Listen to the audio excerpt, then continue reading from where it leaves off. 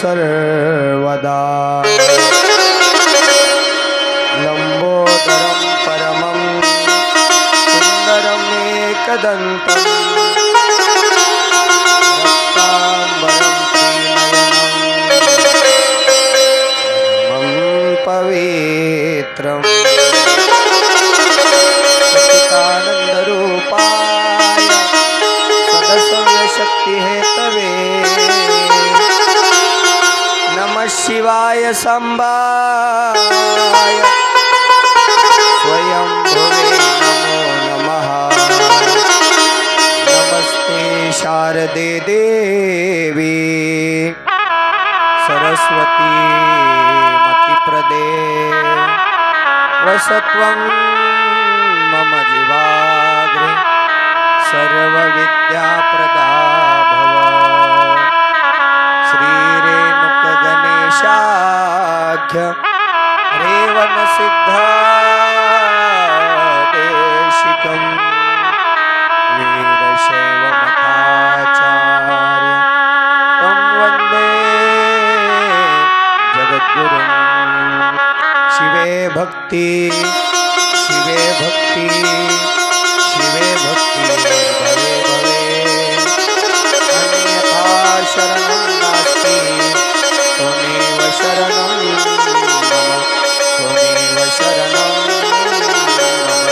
त्वमेव शरणं मम नमः पार्वतीपतये शिव हर हर शिव महापुराण भगवान की कैलाशपति भगवान की ग्रामदैवत भगवान की श्रीमद् जगद्गुरु पंचाचार्य महाराज की वसुंधरा रत्न राष्ट्रसंत सद्गुरु शिवलिंग शिवाचार्य महाराज की तपोरत्न सद्गुरु श्री शिवानंद शिवाचार्य महाराज की बाल तपस्वी गुरु निरंजन शिवाचार्य महाराज की सद्गुरु लिंबैया स्वामी महाराज की सद्गुरु सिद्धेश्वर महाराज की सब शिवाचार्य महाराज की शिवयोगी संत शिरोमणि मन्मथ स्वामी महाराज की सब साधु संत महाराज की क्रांति सूर्य जगत ज्योति महात्मा बसवेश्वर महाराज की वीर वैरागिनी अक्का महादेवी माता की छत्रपति शिवाजी महाराज की बजरंग बली हनुमान की हर हर भारत माता की वंदे मानव धर्माचा धर्मानेच विश्वाला शांती मिळते गौ माता की सरस्वती माता की अपने अपने माता पिता की नमः पार्वती पतये शिव हर हर नमः शिवाय ओम नमः शिवाय नमः शिवाय ओम नमः शिवाय नमः शिवाय ओम नमः शिवाय नमः शिवाय ओम नमः शिवाय नमः शिवाय ओम नमः शिवाय सौराष्ट्र सोमनाथं श्रीशल्य मल्लिकार्जुनं उज्जयिनी महाकालेशं ओंकारं ममलेश्वरम्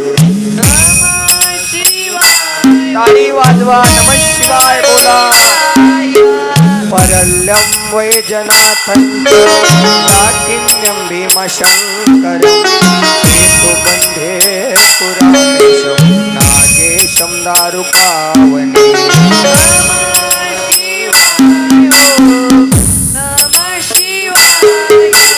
वाराणस्यात् विश्वेशं त्र्यम्बकं गौतमी तटे हिमालये तु केदारं वृष्णेशं शिवालये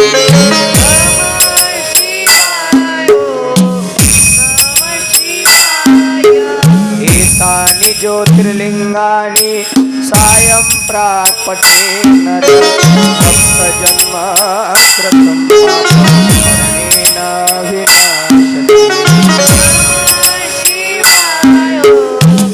नमः शिवाय नमः शिवाय नमः शिवाय नमः शिवाय नमः शिवाय नमः शिवाय नमः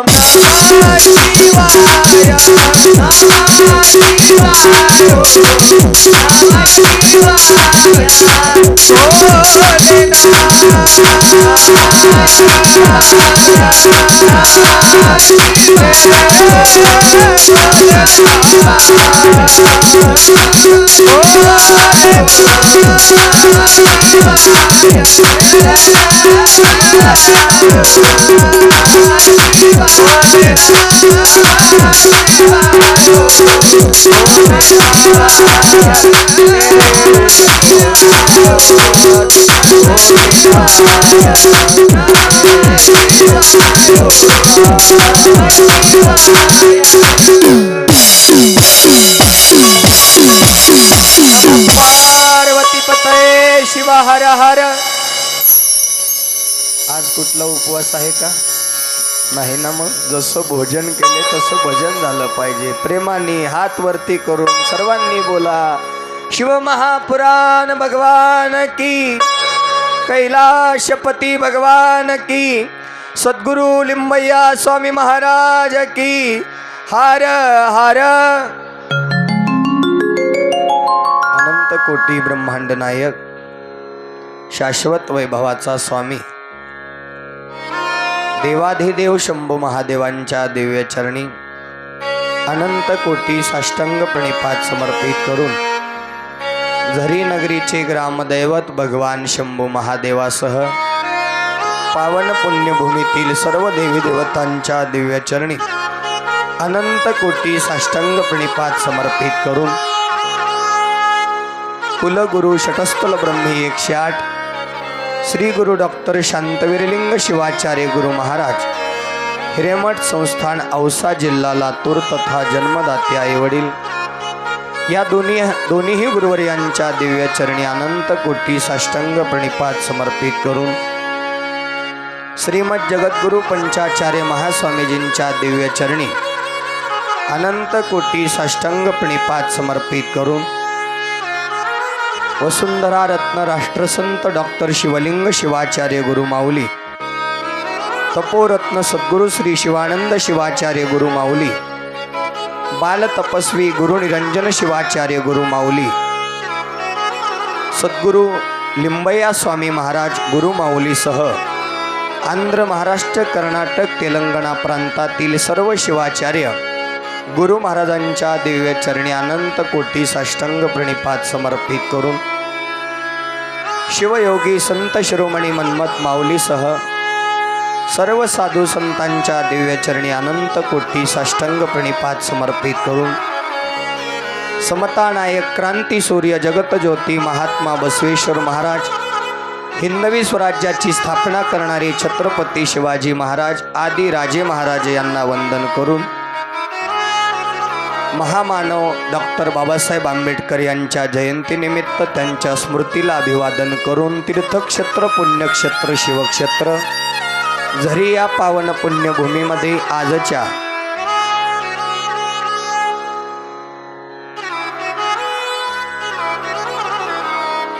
सहाव्या दिवसीय शिवमहापुराण कथेमध्ये शिवमहापुराण कथा श्रवण करण्यासाठी आलेले आपण सर्व सद्भक्त माता पिता बंधू भगिनी आपणा सर्वांच्या हृदय मंदिरामध्ये विराजमान असणाऱ्या परमात्मरूपी भगवंताच्या दिव्य चरणी अनंत कोटी साष्टांग प्रणिपात समर्पित करून आजच्या सहाव्या दिवसीय शिवमहापुराण कथेला प्रारंभ करीत असताना देवादिदेव महादेवांची काठी व गळती निमित्तानं चालत असलेली संगीतमय शिवमहापुराण शिवकथा ज्ञानयज्ञ सोहळा शिवक्षेत्र महादेव मंदिर झरी तालुका जिल्हा परभणी दिवस 6वा सर्व शिवभक्तांना या शिवमहापुराण कथेच्या माध्यमातून शिवकृपेचा अधिकार प्राप्त करून देणारे या शिवमहापुराण कथेचे आयोजक सर्वे सर्वा आदिशक्ती माता महिला मंडळ तथा सर्व शिवभक्त झरीकर या पवित्र शिवमहापुराण कथेची योग्यरित्या नियोजन करून निस्वार्थसी सेवा करत असलेले गुरुभक्त शिवभक्त माहेश्वर मूर्ती परमपूज्य सुधीर रुद्रया मठपती स्वामी महाराज या शिवमहापुराण कथेसाठी 1 रुपयापासून हजारो रुपयापर्यंत देणगी दान देऊन शिवकृपेचा अधिकार प्राप्त करून घेणारे सर्व देणगी दान देणारे सद्भक्त आजच्या विशेष 6व्या दिवसीय महापर्व काळामध्ये शिवमहापुराण ग्रंथपूजा करून महाराजांचा यथोचित सन्मान करून आशीर्वाद प्राप्त करून घेतलेले शिवभक्तीपरायण सौ श्री महारुद्र बद्रीनाथ नारायणप्पा शिरडकर परिवार या शिवमहापुराण ग्रंथपूजनाचं पौरोहित्य करत असलेले शिवभक्तीपरायण माहेश्वर मूर्ती प्रणव मठपती महाराज दयानंद मठपती महाराज वेदांत मठपती महाराज प्रशांत मठपती महाराज ओंकार मठपती महाराज श्री मठपती महाराज तथा सर्व गावातील माहेश्वर मठपती स्वामी महाराज शिवभक्त परिवार या पवित्र नाम यज्ञ सोहळ्यामध्ये काया वाचा मनाने तन्मन धनाने सेवा करत असलेली सर्व परिचित अपरिचित सद्भक्त अगदी नित्य नेम दररोज पहाटे 5 वाजता या महादेव मंदिरामध्ये येऊन निस्वार्थसी शिव मंदिरामध्ये झाडून काढण्याची सेवा स्वच्छता करण्याची सेवा आणि त्यानंतर शिवकृपेचा अधिकार प्राप्त व्हावा यासाठी या शिवलिंगाची यथोचित पूजाविधी संपन्न करणारे सर्वच शिवभक्तीपरायण मीनाताई संदीप जाधव मीनाताई मधुकर शिंदे लताबाई दिलीप जाधव यमुना जाधव विमल जाधव संगीताबाई शिरडकर कानोपात्रा नामदेव तिथे व यांच्याबरोबर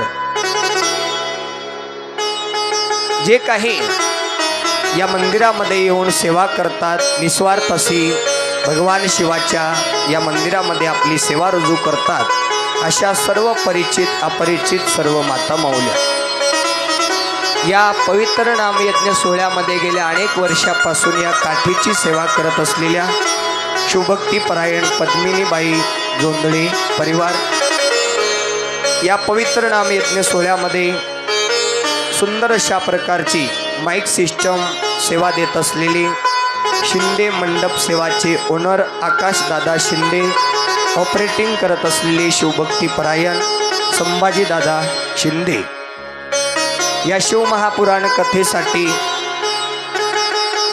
संगीत साथ करत असलेले स्वर शिवाणी संगीत संच परिवार गायनाचार्य तथा सिंथवादक सूरमणी पुरस्कार प्राप्त आत्मीय बंधू शिवलिंग रामलिंग जळकोटे महाराज साकुळकर कोरस गायनाचार्य गायन सम्राट तबला सम्राट आत्मीय बंधू आत्मलिंग गिराम महाराज वाडी वडगावकर प्याडवादक प्याड सम्राट मृदंग महामेरू आत्मीय बंधू गोपालजी देशमुख महाराज पाणकनेरगावकर त्याचबरोबर आपल्या गावातील शिवभक्त परायण हरिभक्त परायण बाबू महाराज अंबादास महाराज सतीश महाराज व त्याचबरोबर आजच्या 6व्या दिवसीय शिवमहापुराण कथेमध्ये ही शिवमहापुराण कथा श्रवण करण्यासाठी आलेले आपण सर्व सद्भक्त माता पिता बंधू भगिनी आपणा सर्वांचं व आत्तापर्यंत ज्यांचा नाम उल्लेख केलेला आहे त्या सर्व सद्भक्तांचं आजच्या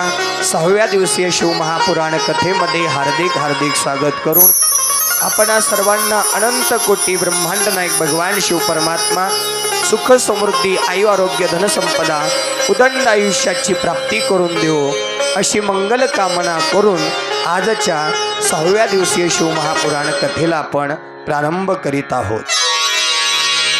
काल 5व्या दिवसीय शिवमहापुराण कथेमध्ये आपण जगतजननी जगदंबा मातेचा अवतार सती या नावाने कशा प्रकारे झाला,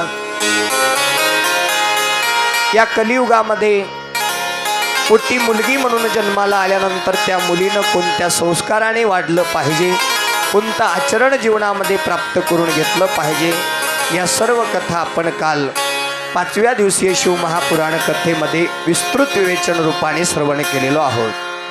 आजच्या 6व्या दिवसीय शिवमहापुराण कथेमध्ये आपण ज्या काठीच्या निमित्तानं, ज्या गळतीच्या निमित्तानं ही शिवमहापुराण कथा आयोजित केलेली आहे, त्या काठीचं महात्म्य, या काठीची परंपरा केव्हापासून सुरू झाली आणि ही काठी शिखर शिंगणापूरपर्यंत का जाते, याचं महात्म्य श्रवण करून शिवमंदिरामध्ये असलेल्या शिवलिंगाची उत्पत्ती कधी झाली, कशा प्रकारे झाली आणि या शिवलिंगाची पूजा कशा प्रकारे करावी, गुरु लिंग जंगमाची सेवा का करावी, याचं महात्म्य धावत्या योगामध्ये अगदी 55 मिनिटामध्ये आपल्याला एवढ्या सर्व कथा संपन्न करायच्या आहेत। फक्त आपलं लक्ष या ठिकाणी असू द्या, म्हणजे 55 मिनिटामध्ये आपल्याला एका महिन्याची कथा मी शॉर्टकट सांगणार आहे। आता एवढ्या कथा सांगायचं म्हणल्यानंतर 30 दिवस कमीत कमी लागतात, पण या 30 दिवसाच्या कथा शॉर्टकट रूपाने 55 मिनिटामध्ये आपल्याला श्रवण करायचे आहेत। त्याच्यासाठी आपला एकच पक्ष शिवनामावर लक्ष, अशा पद्धतीनं आपण याचं श्रवण करा।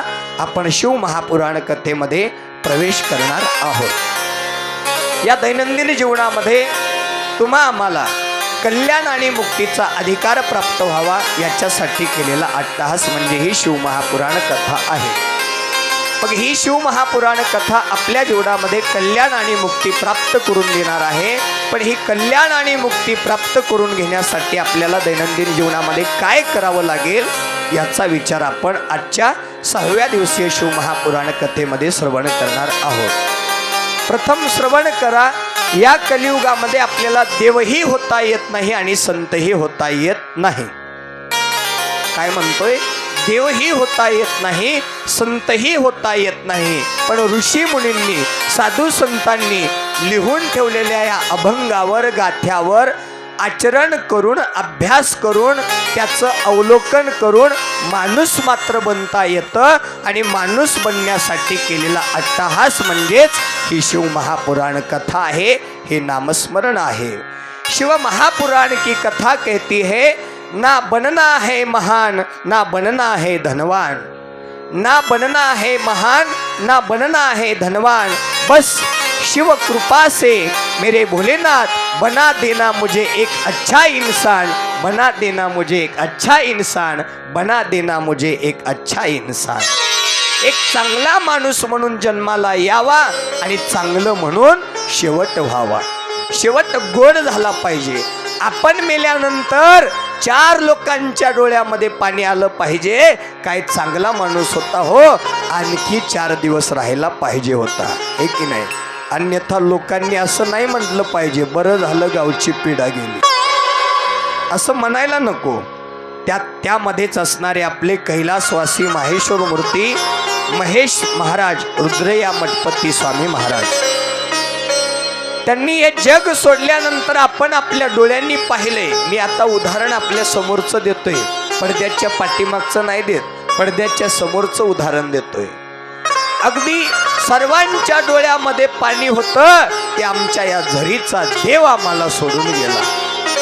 जात पाहिली नाही, पंत पाहिला नाही, सर्व जाती धर्मातील लोक आमच्या महाराजांच्या अंत्यविधीसाठी उपस्थित होते।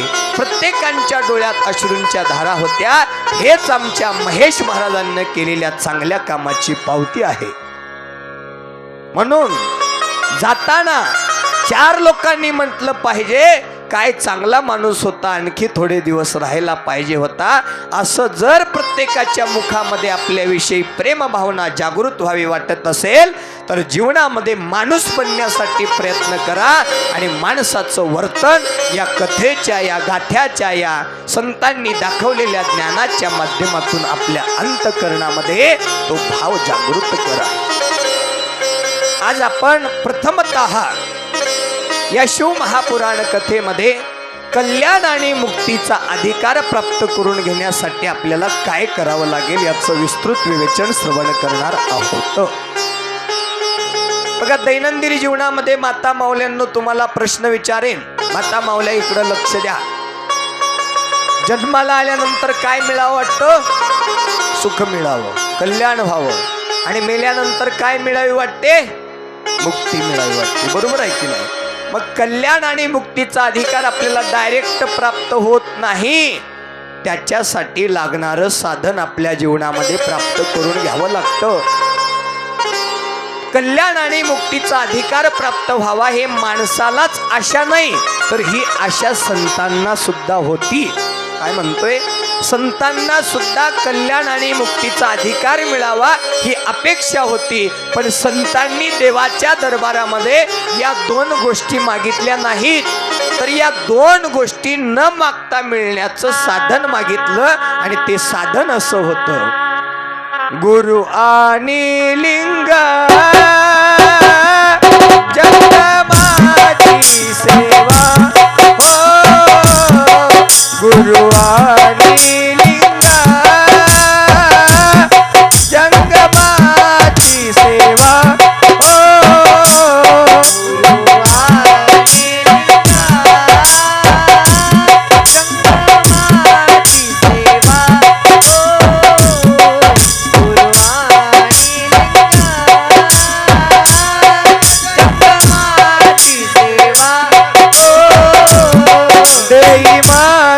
देवा जन्मो जन्मी देई मात देवा जन्मो जन्मी गुरु आणि लिंग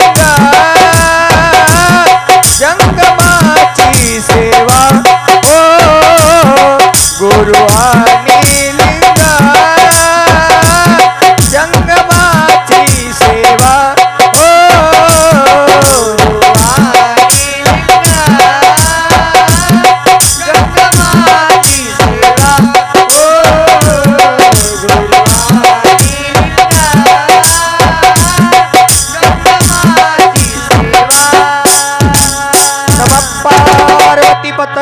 शिव हर हर.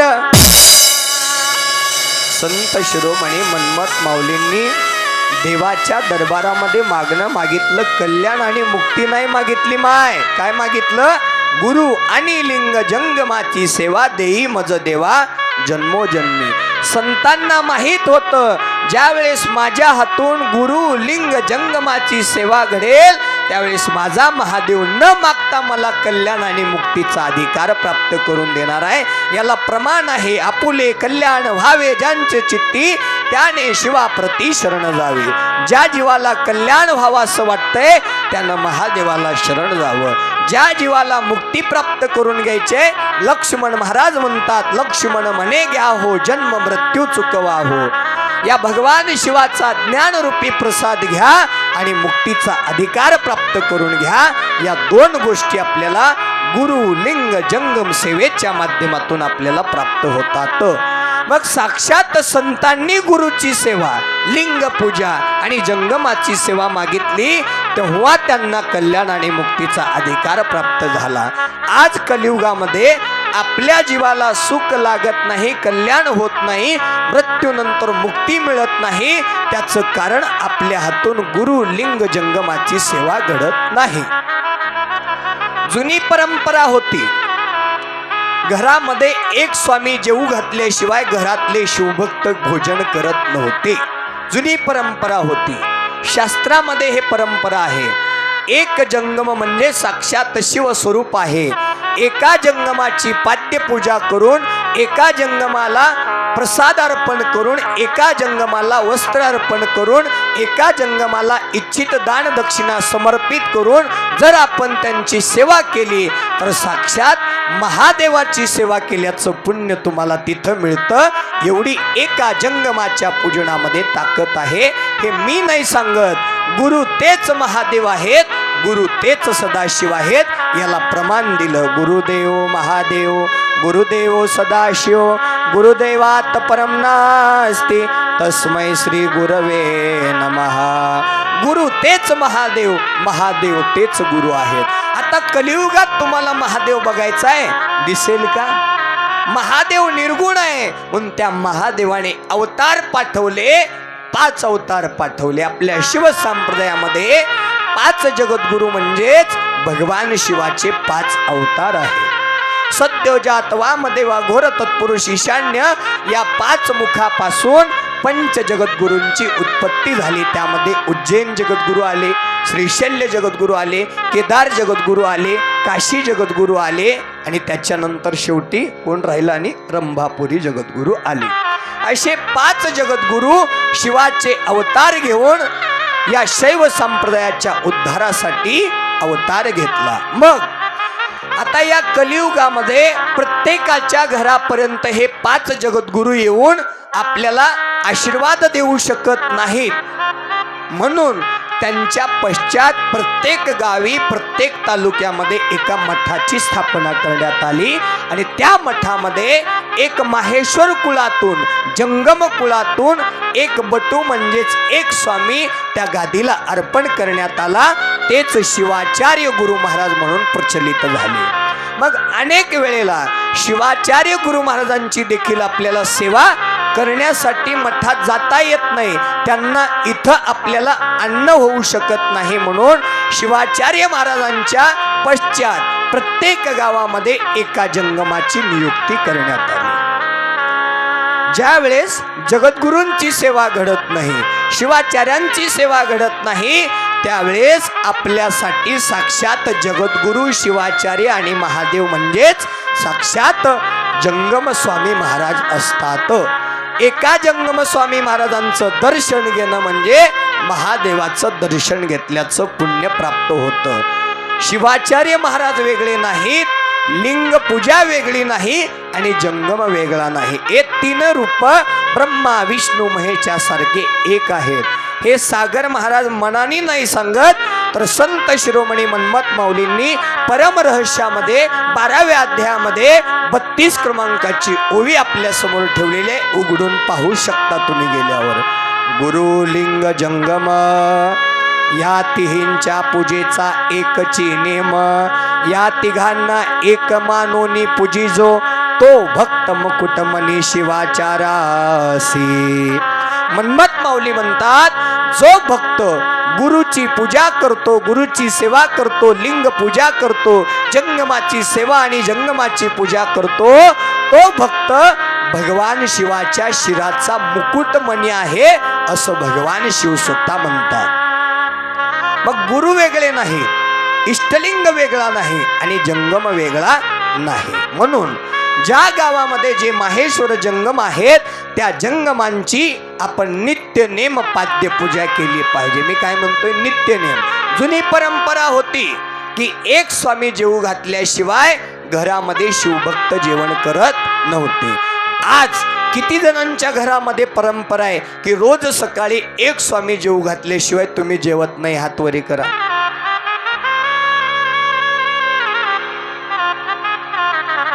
बर ठीक आहे, सोमवारी आणि गुरुवारी तरी स्वामी जेवू घातल्याशिवाय जेवत नाहीत? हात वरी करा.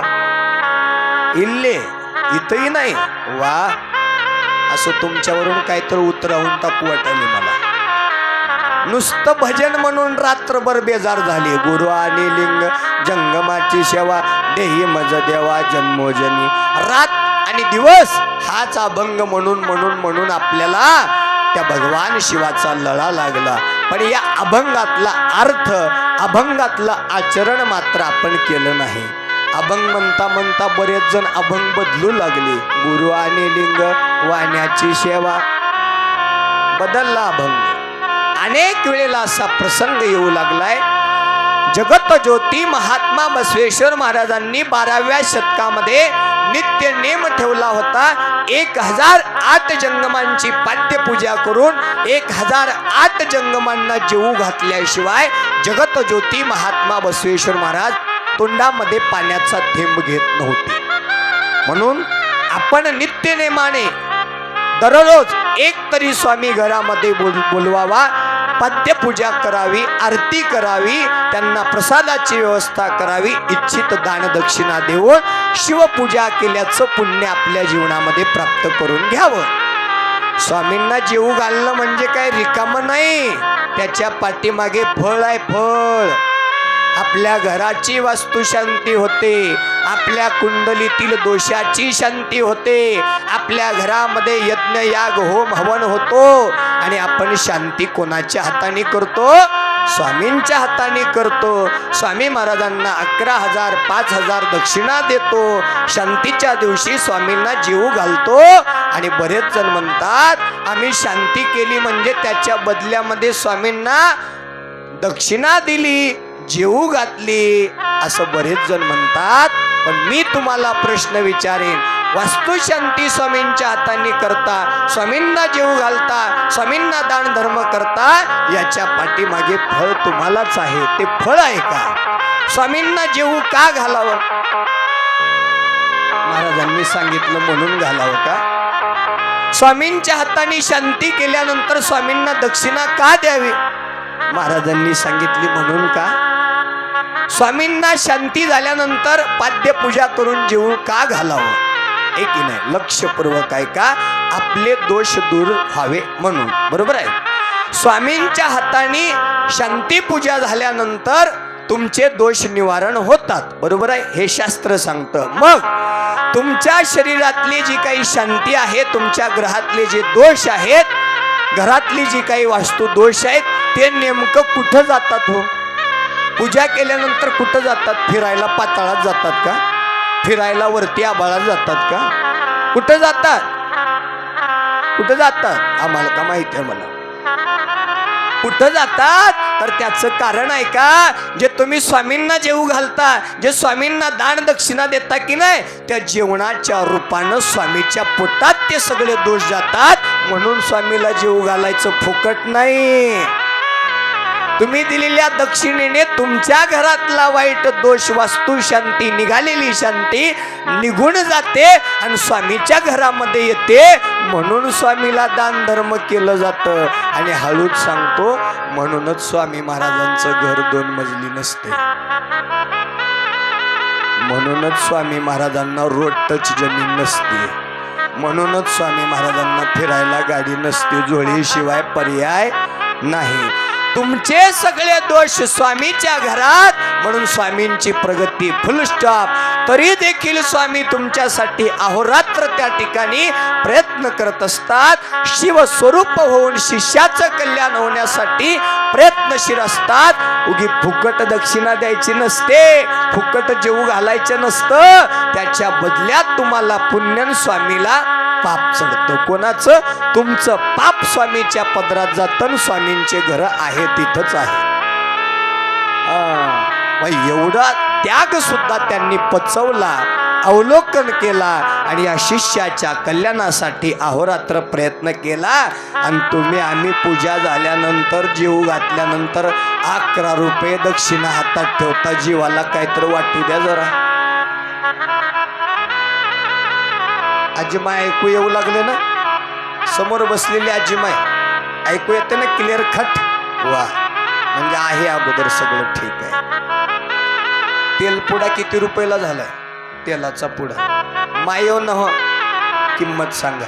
कधी आणला का तेलाचा पुडा? का पाणीच घालू लागलं? बर, इकडं बद्रीनाथ अप्पा किती रुपयाला झाला? 180 ला गेलाय का? बापरे, गेल्या महिन्यात तर 150ला होता. 100 भाव वाढला. 180 रुपयाला तेलाचा पुडा. साखर कसं किलो शिवलिंग महाराज? 42 रुपये किलो. की नाही? शेंगदाणे कसं किलो? 120 रुपये किलो. स्वामींच्या हातामध्ये 11 रुपये ठेवल्यावर एक तेल पुडा तरी येतो का हो? शेंगदाणे 1 किलो तरी येतात का हो? काय करायचं त्या बिचाऱ्या स्वामी जंगमांनी? स्वामींचा प्रपंच सांभाळणे हे शिष्यांचं आद्य कर्तव्य असतं. म्हणून एका तेलाच्या पुढे पुरते तर बदल घडायला हवाय. बदल हवाय हे मी सांगतोय म्हणून नाही, शास्त्रामध्ये याचा उल्लेख आहे. जेवढं तुम्ही जास्तीत जास्त स्वामी जंगमांना दान कराल, त्यांच्या आशीर्वादाने तुमच्या घरामध्ये भरभराटी होते. म्हणून गुरु तोची महादेव, गुरु तोची सदाशिव. म्हणून जंगम माहेश्वर मूर्तींना त्या ठिकाणी आपण आपल्या घरामध्ये नित्य नेम बोलावलं पाहिजे. असेल जमेल, नाही जमेल कमीत कमी सोमवारी आणि गुरुवारी तरी आपण स्वामींची त्या ठिकाणी घरामध्ये बोलावून पाद्यपूजा करून त्यांना प्रसाद देऊन वस्त्र अर्पण करून इच्छित दान दक्षिणा द्यावी, म्हणजे शिवकृपेचा अधिकार प्राप्त होईल. ज्या वेळेस तुमच्या हातून गुरुची सेवा, लिंग पूजा आणि जंगमाची सेवा, जंगमाची पूजा घडेल, न मागता तुम्हाला कल्याण आणि मुक्तीचा अधिकार प्राप्त होणार आहे. त्याच्यासाठी या 3 गोष्टीचं पालन आपल्या जीवनामध्ये आपण प्राप्त करा. गुरुपौर्णिमेला 1 वर्षातून 1 वेळा आपल्या कुलगुरूच्या मठाला जा. आपल्या गावातील स्वामी महाराजांच्या मठामध्ये, घरामध्ये शिदादान, दक्षिणादान, वस्त्रदान करा गुरुपौर्णिमेच्या दिवशी तरी. ते पुण्यशास्त्रामध्ये सांगितलेलं आहे. 1 कोटी शिवालय बांधल्याचं पुण्य तिथं प्राप्त होतं. गुरुपौर्णिमेच्या दिवशी गुरुला, जंगमांना वस्त्र अर्पण करावे, शिदादान करावा, देणगी स्वरूपात दक्षिणारूपी दान त्या ठिकाणी गुरुचरणाला समर्पित करावं. किती जणांच्या घरामध्ये आपल्या कुलगुरूचे, कुलदेवाचे फोटो आहेत? हॉलमध्ये हातवरी करा. वा. किती जणांच्या हॉलमध्ये आई वडिलांचा फोटो आहे, पूर्वजांच्या, आजी आजोबांचा फोटो आहे? वा. साधू संतांचे फोटो आहेत का? हातवरी करा. कोणाकोणाच्या घरामध्ये? सगळ्यांच्या. साधू संतांचे फोटो घरात का लावावे? देवांचे फोटो घरामध्ये का लावावे? तर त्या देवांच्या कृपा आशीर्वादाने, त्या साधू संतांच्या कृपाने आपल्या घरामध्ये शांतता लाभावी, आशीर्वाद प्राप्त व्हावा, आपली लेकरं संस्काराने वाढावी, आदर्श रूपाने आपली लेकरं घडावी, याच्यासाठी घरामध्ये साधू संत देवादिकांचे फोटो त्या ठिकाणी लावले जातात. आणि म्हणून जो व्यक्ती परिपूर्णरित्या गुरु लिंग जंगमाची सेवा करतो, त्या भक्ताला कल्याण आणि मुक्तीचा अधिकार प्राप्त होतो. त्याच माहेश्वर मूर्तींच्या हातानं शिवरात्रीला मंदिरामध्ये रुद्र अभिषेक करावा, नमक चमक अथ पुरुष सुक्तम अभिषेक त्या ठिकाणी संपन्न करावा. जीवनामध्ये आपल्या संकटाचं निवारण होत राहील. जितुके जितुके भजन चढे, तितुके तितुके पुण्य वाढे, परमरश्यामध्ये ओवी आलेले आहे.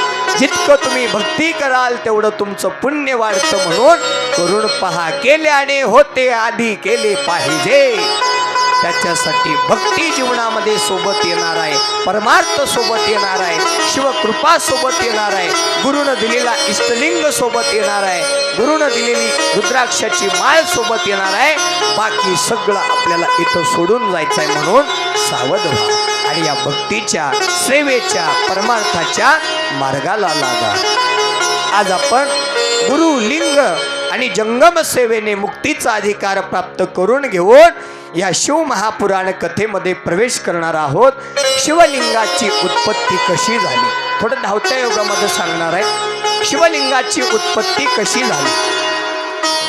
भगवान शिवाच्या डाव्या शरीरापासून ब्रह्मदेवांची उत्पत्ती, उजव्या शरीरापासून विष्णुदेवांची उत्पत्ती झालेली आहे. ब्रह्मा, विष्णू, महेश या तिघांनी मिळून या सृष्टी निर्मितीची सुरुवात केलेली आहे. जेव्हा पंचमहाभूत नव्हते, जेव्हा पशु पक्षी नव्हते, जेव्हा झाडी झुडपं नव्हते, असा प्रसंग आहे.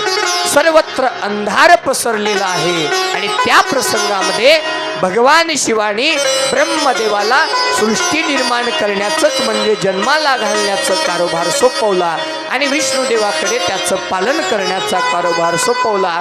ब्रह्मदेवांनी भगवान शिवाच्या कृपेनं या चराचर सृष्टीमध्ये लागणाऱ्या सर्व गोष्टी जन्माला घातल्या. पंचमहाभूत सूर्य, चंद्र, आग, तेज, वायू, पृथ्वी यांची निर्मिती केली.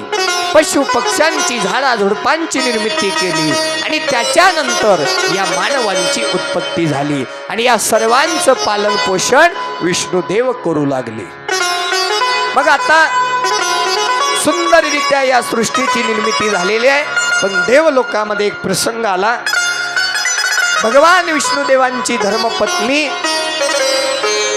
विष्णुदेवांची सेवा करताना आपण फोटोमध्ये पाहिलेला आहे. विष्णुदेवांचा फोटो पहा. लक्ष्मी माता श्री विष्णुदेवांच्या पायाची सेवा करत आपल्याला दिसणार आहे. याच्यावरून हे लक्षात येतं, जगाची मालकी नसणारी धनलक्ष्मी माता आपल्या पतीला परमेश्वर मानून त्यांचे पाय चेपत असते. कलियुगातली लक्ष्मी माता शिव्या देत असते. किती कथा ऐकल्या याला महत्व नाही, किती जीवनामध्ये त्याचं आचरण केलं याला जास्त महत्व आहे. काय म्हणतो मी? किती पारायण केले, किती अध्ययन केलं याच्यापेक्षा आपण जीवनामध्ये त्याचं किती स्वतः आत्मसात केलं हे महत्वाचं आहे. पती हा परमेश्वर असतो, पती हा देव असतो. जी पत्नी आपला पती परमेश्वर आहे, देव आहे असं समजून त्यांची सेवा करते, लक्ष्मीची कृपा त्या माता माऊलीवरती होते. काहीच मागायची गरज नाही पतीकडे. धनरूपी लक्ष्मी माता भगवान शिवाचा आशीर्वाद तिथं प्राप्त होतो. शास्त्र सांगतं, जी पत्नी आपल्या पतीला उलट बोलते, अपमान करते, टाकून बोलते, त्या पत्नीचा पुढचा जन्म पालीचा होतो. बसा भिंतीला चिपकून.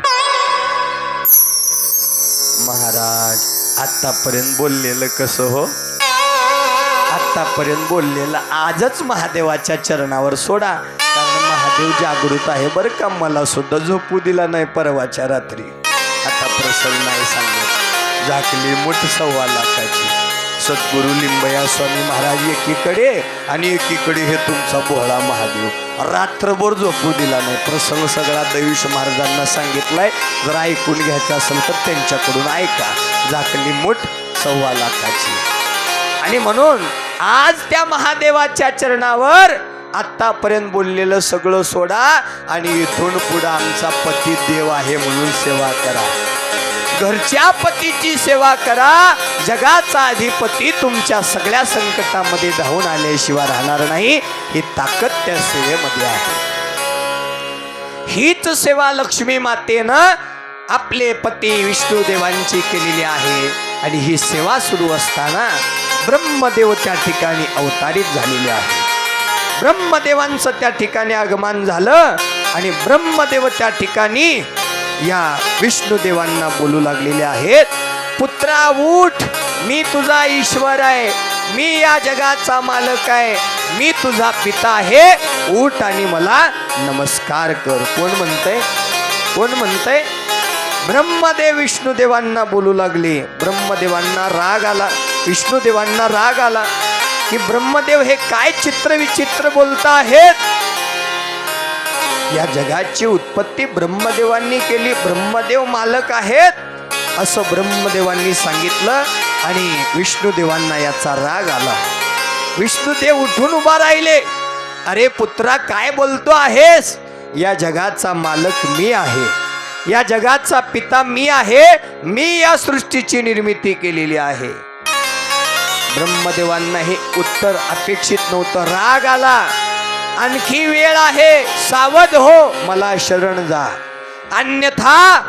अन्यथा मी तुला ठार करीन. अहंकार निर्माण झाला. अहंकाराचं त्या ठिकाणी काय होतं? विनाश होतो. जिथं अहंकार आला, गर्व आला, विनाशकाले विपरीत बुद्धी म्हणतात. देवादिकांना अहंकार आला, मी मोठा, तू मोठा. या जगामध्ये कोणच मोठा नाही बाबा, जगाचा मालक एकच महादेव मोठा आहे. त्या दिवशीही मी सांगितलं, आजही पुन्हा आठवण करून देईन. देवादिकांचा मीपणा चालला नाही, तुम्ही आम्ही तरी माणसं आहोत. अरे माकुड़ा तू बोले मैं बड़ा. अरे तू कैसे बड़ा, तू तो इस पृथ्वी पे खड़ा. पृथ्वी बोली मैं बड़ी. अरे तू कैसे बड़ी, तू तो शेषनाग के मस्तक पर खड़ी. शेषनाग बोला मैं बड़ा. अरे तू कैसे बड़ा, तू तो शिवजी के गले में पड़ा. शिवजी बोले मैं बड़ा. अरे तू कैसे बड़ा, तू तो कैलाश के ऊपर खड़ा. कैलाश बोला मैं बड़ा. अरे तू कैसे बड़ा, कैलाश का आत्मलिंग रावण के हाथ में पड़ा. रावण बोला मैं बड़ा. अरे तू कैसे बड़ा, तू तो राम के बाणों से गिर पड़ा. राम बोले मैं बड़ा. अरे तू कैसे बड़ा, तू तो हनुमान के हृदय में पड़ा. हनुमान बोले मैं बड़ा अरे तू कैसे बड़ा वीरभद्र का शिष्य है इसलिए तू बड़ा नमः पार्वती पतये शिव हर हर नुसतं महादेव तर म्हणा हो बक्षीस देतो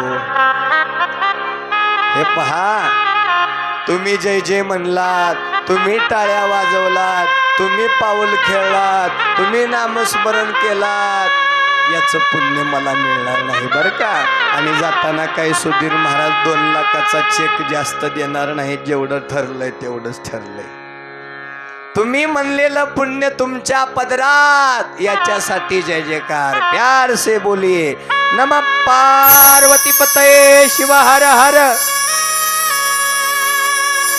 ब्रह्मदेव आणि विष्णुदेवांना गर्व झाला जगामध्ये मी मोठा आहे दोघांमध्ये युद्ध सुरू झालं काय सुरू झालं दोघांमध्ये युद्ध सुरू झालेलं आहे आणि या युद्धामध्ये सर्व देवी देवतांना भीती वाटू लागली या युद्धामध्ये या दोन्ही देवांनी काही अनर्थ करून ठेवलं तर या सृष्टीचा विनाश होईल याचा विचार करत सर्व देवी देवता महादेवांचा धावा करत कैलासामध्ये आले भगवान शिवाला बोलू लागले महादेवा पहा पहा ब्रह्मदेव विष्णुदेव मी मोठा तू मोठा म्हणून वाद करत आहेत त्यांना आवर घाला युद्ध थांबवा महादेवानी अंतर्ज्ञानाने पाहिलं सर्व देवांना घेऊन विष्णू लोकामध्ये आले आणि थोडस दूर थांबले ब्रह्मदेव विष्णुदेव युद्ध करत आहेत भगवान शिवाने युक्ती लढवली आणि आपलं स्वरूप बदललं आणि एका अग्नीचा स्तंभ दोघांच्या मधोमध प्रकट केला विष्णुदेव ब्रह्मदेव पाहून चकित झाले असा अग्निस्तंभ आहे ज्याचं तळही पाहता येणार नाही ज्याचं शिखरही पाहता येणार नाही निर्गुणी निर्गुण सगुणी सगुण त्रिगुणी त्रिगुण शिवची तो अशा त्या महादेवाचं स्वरूप अग्नीच्या रूपामध्ये स्तंभाच्या रूपामध्ये प्रकट झालं दोघेही त्याचा शोध घेऊ लागले ठाव ठिकाणा लागेना वळून पाहू लागले फिरून पाहू लागले काय आहे कशानं आलं कोण आहे याचं काहीच त्यांना भान नव्हतं फक्त आणि फक्त त्या अग्निस्तंभामधून ओम नमः शिवाय ओम नमः शिवाय हा आवाज त्या अग्निस्तंभातून येत होता दोघांनीही फार वेळ फार काळ याचा शोध घेण्याचा प्रयत्न केला पण त्यांना त्याचा ठाव ठिकाणा लागला नाही म्हणून या दोघांनी एक पैंज लावली शर्यत लावली दयुष महाराज आणि ती शर्यत अशी होती जो कोणी या अग्निस्तंभाचं टोक जो कोणी या अग्निस्तंभाचा तळ पाहून येईल तोच या जगामध्ये सगळ्यात श्रेष्ठ असेल तोच या जगाचा मालक असेल पैंज लागली शर्यत लागली आणि ती शर्यत दोघांनी हे मान्य केली विष्णुदेव सुकराचं रूप घेऊन अग्निस्तंभ किती खोल गेला आहे ते पाहण्यासाठी पाताळात गेले आणि ब्रह्मदेव हंसाचं रूप घेऊन अग्निस्तंभ किती उंच आहे त्याचं शिखर पाहण्यासाठी आकाशामध्ये गेले 1 दिवस नाही महाराज 2 महिने नाही 1 वर्ष नाही हजारो वर्ष विष्णुदेव पाताळामध्ये त्या अग्निस्तंभाचा शेवट पाहण्यासाठी प्रयत्न करू लागले पण काहीच ठाव ठिकाणा लागला नाही ब्रह्मदेव हंसावरती आरूढ होऊन 21 सर्ग पूर्ण करून वरती गेले पण त्यांना या अग्निस्तंभाचा शिखर दिसला नाही विष्णुदेव थकले आणि थकून विष्णुदेवांनी माघार घेतली हार पत्करली आणि ज्या ठिकाणी पैंज सुरू केली होती त्या ठिकाणी येऊन विष्णुदेव थांबले ब्रह्मदेवाची वाट पाहत ब्रह्मदेवांनी 21 सर्ग जाऊन या अग्निस्तंभाचं शिखर दिसत नाहीये अंत दिसत नाहीये सुरुवात दिसत नाहीये ब्रह्मदेव सुद्धा थकले पण ब्रह्मदेवानी कपट करण्याचा निर्णय घेतला आता जर मी हार मानून माघार घेतली तर विष्णुदेव या जगाचे मालक होतील, विष्णूला जगामध्ये श्रेष्ठ मान मिळेल याचा विचार करून ब्रह्मदेवांनी थोडं कपट करण्याचा विचार केला. इकडे तिकडे पाहिलं, एक गाय तिथं त्यांना दिसली, गाय कपिला नावाची गाय दिसली आणि त्याच्या बाजूला एक केतकीचं फूल दिसलं. ब्रह्मदेव त्यांच्या जवळ गेले आणि त्यांना गोड गोड गोड बोलून आपल्या जाळ्यामध्ये अडकवलं बोलण्याच्या आणि दोघांना सांगितलं की तुम्ही माझ्या बाजूनं साक्ष द्या की मी या स्तंभाचा सुरुवात पाहिलेली आहे, मी या स्तंभाचा शिखर पाहिलेला आहे, म्हणजे मी जगामध्ये उच्च स्थानी येईन, मी जगामध्ये श्रेष्ठ होईन, तुम्हाला त्याच्या बदल्यामध्ये उच्च सिंहासन त्या ठिकाणी मी प्राप्त करून देईन. आता बऱ्याच वेळेला आपलं काम होण्यासाठी टेबलाच्या खालून पैसे द्यावे लागतात, लाच द्यावी लागते. बऱ्याच वेळेला जज साहेबाला सुद्धा खऱ्याचं खोटं खोट्याचं खरं करावं लागतं पैशाच्या बळावर. तसंच ब्रह्मदेवांनी ही लाच दिली केतकीच्या फुलाला गायला. ते दोघंही तयार झाले, दोघं मिळून ब्रह्मदेवासोबत जिथं ही पैज सुरुवात झाली तिथं आले आणि ब्रह्मदेवांना पाहता क्षणी विष्णुदेवांनी विचारलं, तुम्ही पाहिलं का या शिखराचं, या स्तंभाचं शिखर? ब्रह्मदेव म्हणू लागले, मी पाहिलंय, मी या स्तंभाचं शिखर पाहिलंय, मीच या जगामध्ये श्रेष्ठ आहे, मीच या विष्णुदेवांनी ब्रह्मदेवांना विचारलं, तुम्ही बोलताय ते खरं आहे? माझं जर खरं वाटत नसेल तर या गाईला विचारा, या केतकीच्या फुलाला विचारा, हे दोघं सांगतील. त्या दोघांना विचारल्याबरोबर त्या दोघांनी हो म्हणून होकार दिला. मग मात्र विष्णुदेवांनी हार पत्करली, गुडघ्यावरती त्या ठिकाणी बसले आणि ब्रह्मदेवांच्या चरणावर लोटांगण घातलं, तुम्हीच या जगाचे मालक म्हणून स्वतः हार पत्करली. पण महादेवांना हे क्रूरपणा, ही कपटी विचार प्राप्त झाला नाही. महादेवांना हे पाहवलं नाही, महादेवांना हे आवडलं नाही. तात्काळ महादेवांनी आपलं सगुण रूप धारण केलं, अक्राळ विक्राळ रूप धारण केलं. महादेवाला पाहण्यासाठी मान कितीही उंच करावी असे महादेव विशाल वैभवाने या दोघांच्या समोर प्रकट झाले. नमः पार्वती पतये शिव हर हर. त्रिनेत्रधारी त्रिशूलधारी गजचर्मधारी नागधारी जटाधारी गंगाधारी भस्मधारी रुद्राक्षधारी चंद्रकोरधारी महादेवांना या दोघांनी पाहिलं आणि पाहता क्षणी दोघांच्या अंतःकरणामध्ये महादेवांविषयी प्रेम भावना, भक्ती रूपी भावना निर्माण झाली आणि या दोघांनी मिळून महादेवांना साष्टांग नमस्कार घातला. पाहोनिया पंचमुख हरपली तहान भूक. महादेवाचं स्वरूप पाहून या दोघांची तहान भूक हरवली. महादेव म्हणू लागले, विष्णुदेवा तुम्ही माझ्या आशीर्वादाला प्राप्त आहात, तुम्ही तुमच्या जीवनामध्ये सत्यवाणी त्या ठिकाणी वापरली म्हणून तुम्हाला मी आजपासून दैवत्व प्राप्त करून देतो आहे.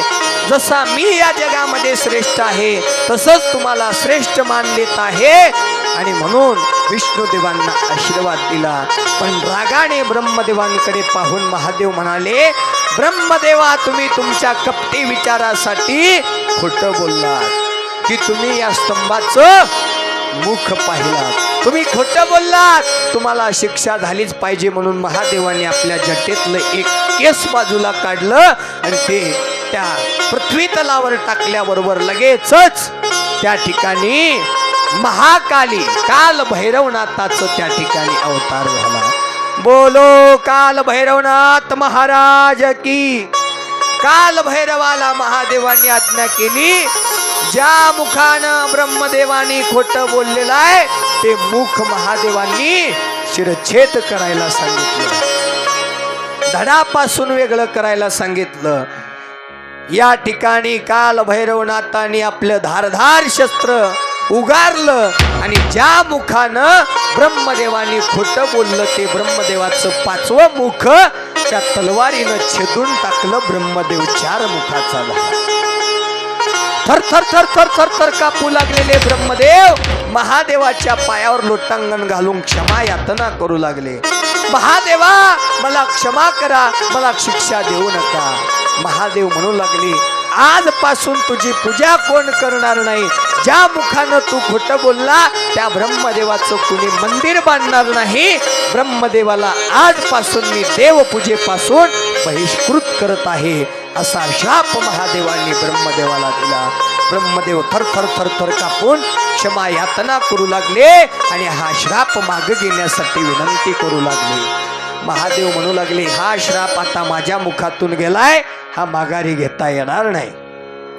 तात्काळ विष्णुदेव ब्रह्मदेवांच्या बाजूने उभारले आणि महादेवाला विनंती केली, महादेवा माणसाच्या हातून चुकी होते, देवांच्या सुद्धा हातून चूक होते. माणूस हा चुकीचा पुतळा आहे, म्हणून मी तुम्हाला विनंती करत आहे, ब्रह्मदेवाला क्षमा करा आणि यांना या शापातून मुक्त करा. विष्णुदेवांची विनंती ऐकून महादेव शांत झाले आणि ब्रह्मदेवाला बोलू लागले, मी दिलेला श्राप तरी मी माघारी घेऊ शकत नाही, पण याच्या बदल्यामध्ये मी तुम्हाला एक वरदान देतोय की तुमची पूजा केल्याशिवाय कुठलाच यज्ञ पूर्ण होणार नाही, म्हणून यज्ञाचा आचार्य तुम्ही व्हाल असं वरदान त्या ठिकाणी दिलं. आणि भगवान शिवांनी या दोघांना सांगितलं की या जगाची, या सृष्टीची निर्मिती करणारा एकमेव देव म्हणजे भगवान शिव आहे. भगवान शिवानी ब्रह्मदेवाला हे वरदान देत असताना केतकीच्या फुलाकडे पाहिलं. हे केतकीच्या फुला, पळ इथून, चल निघून जा. आजपासून तुला माझ्या शिवलिंगावर कुणीच वाहणार नाही, माझा श्राप तुला आहे. तोही क्षमावात यातना करू लागला. महादेवाने वरदान दिलं, माझ्या शिवलिंगावर हे केतकीचं फुल मी मान्य करणार नाही, पण इतर देव तुझा स्वीकार करतील असं वरदान दिलं. गाईला श्राप दिला, ज्या मुखानं तू खोटं बोललंय त्या मुखाची पूजा तुझी कोण करणार नाही, तेव्हापासून गाईच्या पाठीची पूजा केली जाते. हे श्राप महादेवांनी दिलेले आहेत. त्या क्षणाला ब्रह्मदेव, विष्णू, गायीनं, केतकीच्या फुलानं महादेवांच्या चरणावर साष्टांग नमस्कार घातला आणि महादेवांना ब्रह्मदेव आणि विष्णुदेव बोलू लागले, महादेवा तुम्ही या जगाचे अधिपती देवादिदेव महादेव आहात. जर तुमची पूजा मानवांना करायची असेल, देवी देवता ऋषी मुनींना करायची असेल तर ती कशी करावी, त्याच्यासाठी तुम्ही एक स्वरूप पृथ्वी तलावर प्रकट करा अशी विनंती केल्याबरोबर महादेवांनी त्या दिवशी आपलं स्वरूप त्या ठिकाणी शिवलिंगाच्या रूपामध्ये प्रकट केलं. तोच दिवस महाशिवरात्रीचा पर्वकाळ म्हणून आपल्या सर्वांच्या समोर प्रकट झालेला आहे. महाशिवरात्रीच्या दिवशीच महादेवानी शिवलिंगाच्या रूपामध्ये देवी देवतांना दर्शन दिलं आणि शिवलिंगाची पूजा करण्याचा यथोचित विधी ब्रह्मदेवांनी विष्णुदेवांना समजावून सांगितला.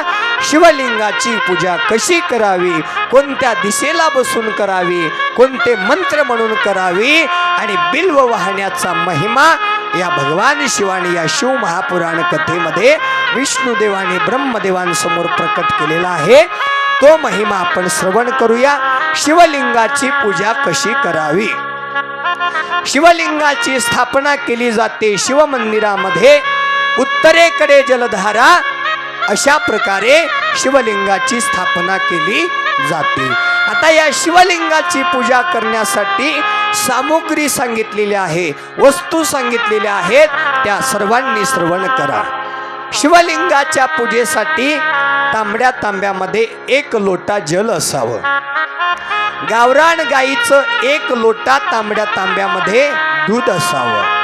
आरतीचं ताट तांब्याचं असावं, त्याच्यामध्ये दिवे आणि पणती सुद्धा तांब्याची असावी. त्या तांब्याच्या दिव्यामध्ये वाती 2 असाव्या, 1 शिव 1 शक्ती स्वरूप. आरतीच्या ताटामध्ये नैवेद्य म्हणून फळाचा 1 नैवेद्य, सफरचंद असेल, चिकू असेल, संत्री असेल, 1 नैवेद्य म्हणून ताटामध्ये घ्यावा. आपल्या घरामध्ये जेवढा प्रसाद बनवलेला आहे, जेवढा स्वयंपाक बनवलेला आहे, ते सगळं बांधून घेऊन यायचं. पुढं काय करायचं सांगेन. त्याच्यासोबत भीमसेन नावाचं कापूर ताटामध्ये असावं, ओरिजिनल. ताटामध्ये अगरबत्ती आणि धूप चालणार नाही. धूप आणि अगरबत्ती महादेवाला वर्ज्य आहे. हळदी कुंकू महादेवाला वर्ज्य आहे. हळदी कुंकू सुद्धा ताटामध्ये आणायचं नाही. ताटामध्ये गाईच्या शेणापासून बनलेलं गोमय भस्म ताटामध्ये असावं. पांढरे तांदूळ अखंड, तुटलेले किडके चालणार नाही. अखंड पांढरे तांदूळ या ताटामध्ये असावे. सोबत पांढरी फुलं महादेवाला आवडतात. पांढरी 11 फुलं ताटामध्ये असावी. बेलाची पानं 11, 3 पानाचे 11 बेलाची पानं ताटामध्ये असावी. नारळ हा सोलून आणायचा नाही. महादेवाच्या मंदिरामध्ये नारळ फोडायचा नसतो. संकल्प बोलून पूर्ण नारळ व्हायचा असतो. हे शास्त्रामध्ये म्हणून आजपासून नारळ फोडायचं नाही. शिवलिंगावरती अर्पण करून निघून जायचं नारळ. एवढ्या वस्तू सोबत घेत असताना तुम्हाला बसण्यासाठी एक सुती आसन आणि देवाला पुसण्यासाठी स्वच्छ एक टॉवेल, नॅपकिन, दस्ती एवढ्याच वस्तू घेऊन मंदिरात यायचा. याच्यापेक्षा काही वेगळी आपल्याला पूजा करायची नाही. गाभाऱ्यामध्ये प्रवेश करण्या अगोदर नंदीच्या डाव्या बाजूने आपल्याला मंदिरात प्रवेश करायचा आहे. नंदी महाराजांच्या डाव्या कानाजवळ पहिल्यांदा थांबायचं आहे. तिथं आपलं बसायचं आसन अंथरायचं आहे. त्याच्यावर आरतीचं ताट तांब्या ठेवायचं आहे आणि प्रथम नंदी महाराजांची पूजा करून घ्यायची आहे आणि नंदी महाराजांच्या कानामध्ये आपला संकल्प बोलायचा आहे. नंदी महाराजांच्या कोणत्या कानामध्ये संकल्प बोलायचा असतो? बोला बद्री आप्पा. डाव्या का उजव्या?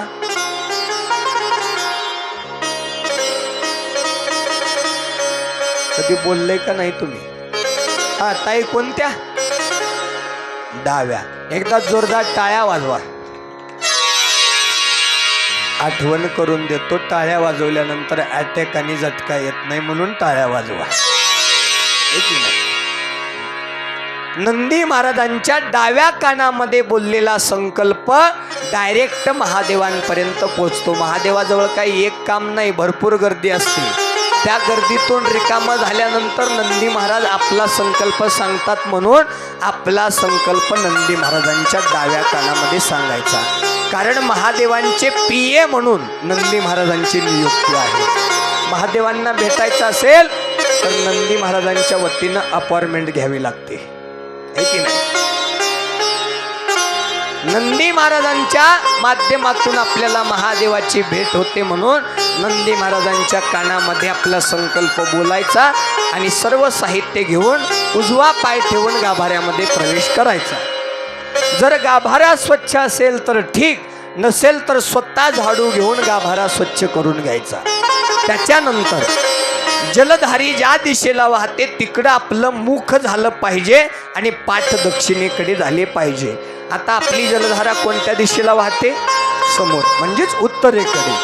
आपली पाठ दक्षिणेकडे झाली पाहिजे. आता समजा हे शिवलिंग आहे, महाराज जे बसलेले आहेत त्या पद्धतीनं बरोबर शिवलिंगाच्या जलधारीच्या सरळ रेषेत बसायचं. पाठ दक्षिणेकडे, मुख जलधारीकडे.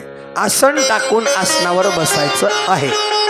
त्याच्यानंतर प्रथम शिवलिंगावर असलेलं बेल, फूल, हार, मुरमुरे या सगळ्या वस्तू बाजूला काढून स्वामींनी ठेवलेल्या पातेल्यामध्ये त्या वस्तू घालायच्या आहेत. कोणाच्या पायधुळी येऊ नये असं स्वामींनी वाहत्या पाण्यामध्ये किंवा थांबलेल्या पाण्यामध्ये ते फूल, बेल सोडून द्यायचं आहे. पूजेची सुरुवात करण्या अगोदर 2 थेंब डोळ्याला पाणी लावून घ्यायचं. या 2 बोटांनी, करंगळीच्या बाजूची अनामिका आणि मध्यमा, या 2 बोटांनी पाणी लावून घ्यायचं आणि प्रथम संकल्प सोडायचा असतो. संकल्प. तर तो संकल्प सोडत असताना डाव्या हातातल्या या 3 बोटांनी, अंगुठा, मध्यमा आणि अनामिका, या 3 बोटांनी आपल्या ताटातील अक्षता घेऊन उजव्या हातामध्ये ठेवायच्या. भस्माला थोडं चूर्ण बाजूला काढून त्या अक्षतेवरती टाकायचं. डाव्या हाताने फुलांनी पाणी त्या अक्षतावरती घ्यायचं आणि अशा ध्यान धरण अवस्थेमध्ये बसून डोळे मिटून कुलदेवताचं, कुलगुरूचं स्मरण करून संकल्प सोडायचा आणि संकल्प सांगितलेला आहे, मंत्र रूपाने संकल्प पूर्ण करायचा आहे. ओम शिव शिव शंभो राज्ञया प्रवर्तमानस्य अद्य ब्रह्मणो द्वितीय परार्धे श्वेतवराह कल्पे वैवस्मन्तरे कलियुगे प्रथमपादे जम्बूद्वीपे भरतवर्षे भरतखंडे मेरुदक्षित भागे महाराष्ट्र देशे व्यावहारिक चांद्रमाने शुभग्रामे झरी ग्रामे शालिवाहन शके 1948 पराभव नाम समस्तरे शुभायणे शुभपक्षे शुभवारे शुभनक्षत्रे शुभयोगे शुभकर्णयुक्तायाम श्री शिवलिंग पूजा करणे प्रित्यर्थ इति महासंकल्पम करिष्यामी. एवढे मंत्र म्हणून हातातले जे काही अक्षता आहेत ते शिवलिंगाच्या समोर सोडायच्या आणि फुलानं त्याच्यावर पाणी टाकायचं. जर एवढा मंत्र जर तुम्हाला म्हणणं होत नसेल तर डायरेक्ट ओम नमः शिवाय म्हणून तुम्ही संकल्प सोडून पूजेला सुरुवात करू शकता. आता पूजेची सुरुवात करत असताना प्रथम गावरान गाईचं दूध व्हायचं आहे. जर असेल गावरान गाईचं व्हा, म्हशीचं जरशा गाईचं पॉकेटचं दूध महादेवाला वाहून पापात पडू नका. गावरान गाईचंच दूध शिवलिंगाला व्हायचं आहे. आता दूध वाहत असताना सुद्धा ते दूध वाहण्याचे काही आचारविधी सांगितलेला आहे. आता हा लोटा आहे दुधाचा, त्या दुधाच्या लोट्यावर तुमचा पूर्ण उजवा हात झाकला गेला पाहिजे आणि या तर्जनी बोटाने शिवलिंगावर दुग्धधारेचा अभिषेक झाला पाहिजे. डायरेक्ट डोक्यावर दूध व्हायचं नाही, तर साळुंकीच्या पुढे माता पार्वतीचं स्थान आहे. पहिल्यांदा तिथं 2-4 थेंब दूध वाहून मग पुन्हा महादेवाच्या डोक्यावर दुग्धधारा करायचे. ओम नमः शिवाय ओम नमः शिवाय ओम नमः शिवाय म्हणत दुग्धधारा करून झाल्यानंतर पुन्हा पाण्याचा लोटा घ्यायचा आहे, पुन्हा त्याच्यावर हात धरायचा आहे आणि या तर्जनी बोटानं शिवलिंगावर अभिषेक करायचा आहे. मंत्र सांगितलेला आहे पाणी वाहण्याचा. ओम सद्योजातं प्रपद्यामि सद्योजाताय वै नमो नमः भवे भवेनाति भवे भवस्वमां भवद्भवाय नमः. ओम वामदेवाय नमो ज्येष्ठाय नमो श्रेष्ठाय नमो रुद्राय नमो कालाय नमो कलविकरणाय नमो बलविकरणाय नमो बलाय नमो बलप्रमथनाय नमो सर्वभूतदमनाय नमो वामदेवाय नमो ज्येष्ठाय नमो श्रेष्ठाय नमो रुद्राय नमो कालाय नमो कलविकरणाय नमो बलविकरणाय नमो बलाय नमो बलप्रमथनाय नमो सर्वभूतदमनाय नमो मनोन्मनाय नमः. ओम गुरेभ्यो तगुरेभ्यो घोर घोरतरेभ्यः शर्वेभ्यो सर्वशर्वेभ्यो नमस्ते अस्त्रुद्रुभ्यः. ओम तत्पुरुषाय विद्महे महादेवाय धीमहि तन्नो रुद्रः प्रचोदयात्. ओम ईशान सर्वविद्यानां सर्वभूतानां ब्रह्माधिपतिर् ब्रह्मधिपतिर् ब्रह्मा शिवोऽस्मि सदाशिवो इति पंचब्रह्ममंत्रेण शुद्धोदकेन स्नापयामि. पाठ होणार नाही म्हणून ओम नमः शिवाय म्हणून जलधारी करा. एवढा पूजेचा विधी सांगून लगेच आरती घेऊ. फक्त शेवटचे 5 मिनिट. जलधारी वाहून झाल्यानंतर स्वच्छ कापडाने शिवलिंग पुसून घ्यायचं आणि गाईच्या शेणापासून बनलेलं भस्म तर्जनी मध्यमा अनामिका या 3 बोटांनी घासून घ्यायचं. प्रथम मस्तकावरती डावीकडून उजवीकडे ओढायचं आणि पुन्हा शिवलिंगावर 14 ठिकाणी ओढायचं. मिळून 15 ठिकाणी शिवलिंगावर विभूती लावायची. मंत्र आहे ओम अनादि शाश्वतं शांतं चैतन्यं चित्स्वरूपकं चिदंगवृषभाकारं चिद्भस्मलिंग धारणं. पाठ होणार नाही म्हणून ओम नमः शिवाय म्हणून विभूती लावावी. त्याच्यानंतर 3 पानाचा 1 बिल्वपत्र एक बिल्वपत्र व्हायचा. अंगुठा मध्यमा आणि अनामिका या 3 बोटामध्ये देठ घ्यायचं. देठ आपल्याकडे करायचं आणि पान शिवलिंगावर व्हायचं. उलट वहा सवास वहा, हाताला येईल तसं वहा. फळ आपल्याला सरळच प्राप्त होणार आहे. बेल वाहत असताना मंत्र आहे ओम त्रिदलम त्रिगुणाकारम त्रिनेत्रं त्रिआयुधम त्रिजन्म पापसंहारम एक बिल्वम शिवार्पणम. जर पाठ होत नसेल ओम नमः शिवाय म्हणून बेल वहावा. 11 बेल वाहून झाल्यानंतर पांढरी फुलं वहावे. मंत्र आहे ओम तुरेवन संभूतम नानागुण समन्वितमानंद सर्वम पुष्पम प्रतिगुह्यताम. पाठ होत नसेल तर ओम नमः शिवाय म्हणून फुलं वहावे. त्याच्यानंतर अक्षता घ्याव्या. अंगुठा मध्यमा अनामिका या 3 बोटामध्ये अक्षता घेऊन शिवलिंगावर सोडाव्या. ओम अक्षतान धौलान दिव्यास्तील तंडुलमश्रितान अर्पयामी महाभक्त्या प्रसिद्ध परमेश्वरान. पाठ होणार नाही म्हणून ओम नमः शिवाय म्हणून अक्षता वहाव्या.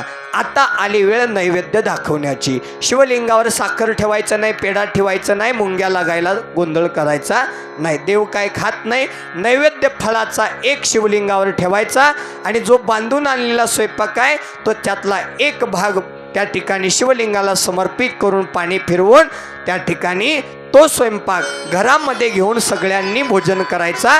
त्याचं प्रसादामध्ये रूपांतर होतं आणि आपलं मन प्रसादिक होतं. त्याच्यानंतर आरती करून त्या ठिकाणी कर्पूर गौरम या मंत्रोच्चाराने आरती करून एक महादेवाची आरती करावी. ओम नमः शिवाय शांताय कल्याणी पते ते नमो नमः हा मंत्र म्हणून भगवान शिवाला साष्टांग नमस्कार घालावा आणि मनातला संकल्प बोलावा. अशा पद्धतीनं भगवान शिवाच्या संक्षिप्त पूजेचा विधी पुराणामध्ये सांगितलेला आहे. याचं विवेचन, याचं आत्मसात, याचं ज्ञान आपण आपल्या जीवनामध्ये प्राप्त करून घ्यावं अशी मंगल कामना करून आजच्या 6व्या दिवसीय शिवमहापुराण कथेला याच ठिकाणी विराम करत असताना, विराम करण्या अगोदर उद्याला शिव सती यांचा विवाह सोहळा मोठ्या थाटामाटाने संपन्न होणार आहे. सगळ्यांनी या शिवसातीला पाहण्यासाठी, नंदी महाराजांना पाहण्यासाठी, भूत वेताळ यांना पाहण्यासाठी आपण सर्वांनी या लग्नामध्ये उपस्थित राहावं. आता स्वामी महाराज बिचारी एकटे आहेत, त्यांना लग्नाच्या पत्रिका छापणं झालं नाही, त्याच्यामुळं त्यांनी माईकच्या माध्यमातून सर्वांना निमंत्रण देण्याचं कार्य हाती घेतलेलं आहे आणि म्हणून आलेल्या सर्व पाहुणे मंडळींना माईकच्या माध्यमातून आमंत्रण आहे. आगतम स्वागतम सुस्वागतम. आलेल्या सर्व शिवभक्त पाहुणे मंडळींना विनंती आहे, उद्या दिनांक 13 एप्रिल 2026 रोजी आपल्या झरी नगरीमध्ये महादेवांच्या साक्षीनं, महादेवांच्या उपस्थितीमध्ये शिवसती यांचा विवाह सोहळा मोठ्या थाटामाटाने सायंकाळी ठीक किती वाजता कथाला सुरुवात? उद्याची कथा टायमिंग 8 वाजता. हां, तर 8 ते 10 या वेळामध्ये आपल्याला हा विवाह सोहळा संपन्न करायचा आहे. 9:30 वाजता विवाह सोहळ्याला या ठिकाणी सुरुवात होईल, याची सर्वांनी नोंद घ्यावी. सहपरिवार, सहकुटुंब, पती पत्नी आपण या विवाह सोहळ्यासाठी उद्याला या ठिकाणी यावं असं सर्वांना आग्रहाचं निमंत्रण. आता येताना कसं यावं एवढं सांगतो ना, आरतीकडे वळतो. कसं यावं येताना लग्नाला? बोला माय, बोला कसं यावं? वा, आहेराच्या अगोदर नटून थटून या, शेताकडे गेल्यासारखं नको. माता मावल्यांनी नऊवारी साडी नेसावं, सेंट बिंट मारावं, नटून थटून यावं. पुरुषांनी लग्नातला कोट काढावा, शेरवानी काढावा, सुंदर अशा प्रकारे कोट घालावा, त्याच्यात पाकिट घालावं, 500ची नोट घालावीन, कथेला यावं. नटून थटून लग्नाला या. लग्नाला येत असताना या ठिकाणी गुरु महाराजांच्या चरणावर आपलं शिदादान समर्पित व्हावं. गुरु महाराजांच्या संस्थेमध्ये जे लेकरं शिकत आहेत त्यांना पोटभर अन्न प्राप्त व्हावं, याच्यासाठी गहू, तांदूळ, ज्वारी, डाळ, गूळ, पीठ अशा प्रकारचा शिदा आपण सर्वांनी उद्या घेऊन यावा. सोबत नंदीच्या घागरीमध्ये इच्छित दक्षिणारूपी दान गुरु महाराजांच्या होणाऱ्या आश्रमाच्या बांधकामाला त्या ठिकाणी यथोचित देणगीरूपी दान त्या घागरीमध्ये टाकावं. ती शिंगणापूरची गुप्त घागर असते, मनातला संकल्प बोलून त्या घागरीमध्ये दान टाकावं. इच्छित या ग्रंथावर अर्पण करण्यासाठी कपड्याचा आहेर गोरगरिबांना आम्ही त्या ठिकाणी सप्ताहामध्ये अर्पण करत असतो, त्याचं पुण्य तुमच्या पदरामध्ये प्राप्त होतं. म्हणून भर आहेर, शिदादान, दक्षिणादान घेऊन आपण सर्वांनी उद्याला या विवाह सोहळ्यामध्ये यावं. आणि उद्यालाच आपल्या कथेची सांगता आणि मंगल आरती होणार आहे. तर त्या मंगल आरतीसाठी सर्वांनी इथं पिठाचे दिवे प्रज्वलित करायचे आहेत. तर उद्याला येताना कुणी 51, कुणी 108, कुणी 1008 दिवे घेऊन या मंदिरामध्ये आपण प्रज्वलित करू. आरतीच्या टायमाला गाभाऱ्यात प्रज्वलित करू, इथं समोर प्रज्वलित करू. अशा प्रकारे सर्वांना या ठिकाणी सूचना देऊन उद्याला गावरान गायीच्या शेणापासून बनलेले गोमय भस्म आम्ही स्वतः आमच्या गोशाळेमध्ये बनवतो, जे शुद्ध आहेत, ज्याचं धारण केल्यानंतर आपल्या शरीरातील सगळे रोग नष्ट होतात. अशा गायीच्या शेणापासून बनलेले भस्म पंचमुखी 12 ज्योतिर्लिंगाला स्पर्श करून आलेले शुद्ध, गळ्यामध्ये धारण करण्यासाठी रुद्राक्ष, जे बुद्धी प्राप्त करून देतात, जे इच्छित वरदान प्राप्त करून देतात असे रुद्राक्ष आणि ओरिजिनल रुद्राक्षाच्या माळी, आरतीचं आणि संक्षिप्त पूजेचं कॅलेंडर आपल्याला प्राप्त होणार आहे. ते कॅलेंडर, तो भस्म, ते रुद्राक्ष प्राप्त करून घेण्यासाठी आपण उद्या या ठिकाणी उपस्थित राहावं अशी मंगल कामना करून 6व्या दिवसीय शिवमहापुराण कथेला याच ठिकाणी विराम करत असताना झालेली शिवमहापुराण कथा ब्रह्मांड नायक भगवान शिवपरमात्मा, गुरुमाऊली, जन्मदाते आईवडील सद्गुरू लिंबया स्वामी महाराज व आपणा सर्वांच्या हृदय मंदिरामध्ये विराजमान असणाऱ्या परमात्मरूपी भगवंताच्या दिव्यचरणी समर्पित करून आजच्या 6व्या दिवसीय शिवमहापुराण कथेला याच ठिकाणी विराम करीत आहोत. ओम ही माझी वाक्य पुष्पपूजा, समर्पण होवो श्री गुरुराजा मन्मथ शिवलिंग विनवी ओजा श्री गुरुनागेशासी श्री गुरुनागेशासी श्री गुरुनागेशासी ओम शांती शांती शांती नम पार्वती पतये शिव हर हर महा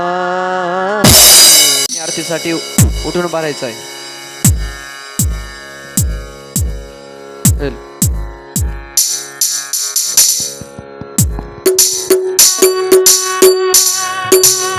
नम पार्वती पतये शिव हर हर महादेव. एक आरती मंदिरामध्ये घेऊन चला. शिव के दास कभी न उदास आरती को करो शुरुआत. आरती करू शंभु देवा देवाधि देव महादेवा. आरती करू शंभु देवा देवाधि देव महादेवा. ओजस भस्माने पूजा करूनी बेनवाहु चरणाला. पाहुण्याईसी होई भक्ती मनी शंभुदेव हसला. भक्त तारणारा देव हा भोळा त्याच्या सेवेत जन्म जावा. आरती करू शंभुदेवा देवा देव महादेवा. ओ धूप दीप लावून नैवेद्य दाखवू मुखाला. पाहुण्याईसी गोड भक्ती मनी शंभू संतोषला. दान देणारा सुखाचा धरा त्याच्या सेवेत जन्म जावा. आरती करू शंभुदेवा देवा देव महादेवा. ओ शंख डमरू टाळ मृदंग वाजवू आरतीला. भक्तीने होया मनाने गाऊ शरणाला.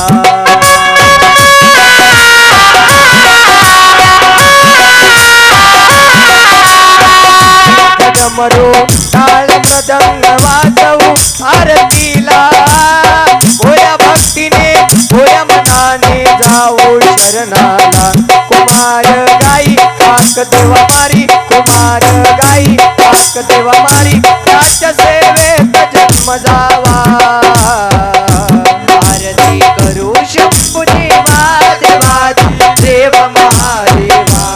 आरती करू शंभुदेवा देवा देव महादेवा. ओवाळ गुरुला आरती गुरुला आरती लावो निपंच प्राण ज्योती. ओवाळो तारक सद्गुरुमूर्ती सद्गुरुमूर्ती पतित जन उतरती. ओवाळो करी दया तुपेची छाया. हरी भव भया श्रेष्ठ गुरुराया श्रेष्ठ गुरुराया. प्रेमे ओवाळे नाही काया तव पदी. ओवाळो गुरुलिंग जंगम सेवा जंगम सेवा. हा स्वधर्म पुला केवा. ओवाळो हरिहरा हरिहरा अनेक सुरवरा मार्ग दुसरा. नसेची पाहता नसेची पाहता म्हणून श्रेष्ठ गुरु जगताला. ओवाळो गुरुराज गुरुराज भक्त जन काज राखी मम लाज. आलो मी शरण मने विश्वनाथ हरी. ओवाळो गुरुला आरती लावो निपंच प्राण ज्योती. ओवाळो कर्पूर गौरम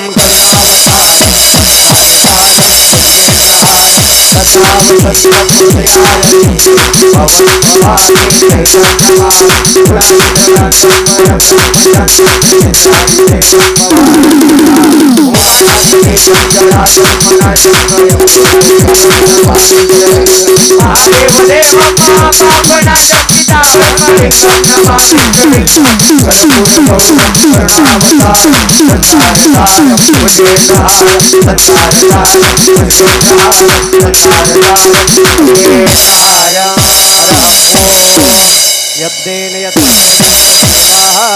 तानि धर्माणि प्रथमानस्यनं तेहनाकं महिमान सचन्त यत्र पूर्वे साध्या सन्ति देवः ओम गुरुदेव महादेव गुरुदेव सदा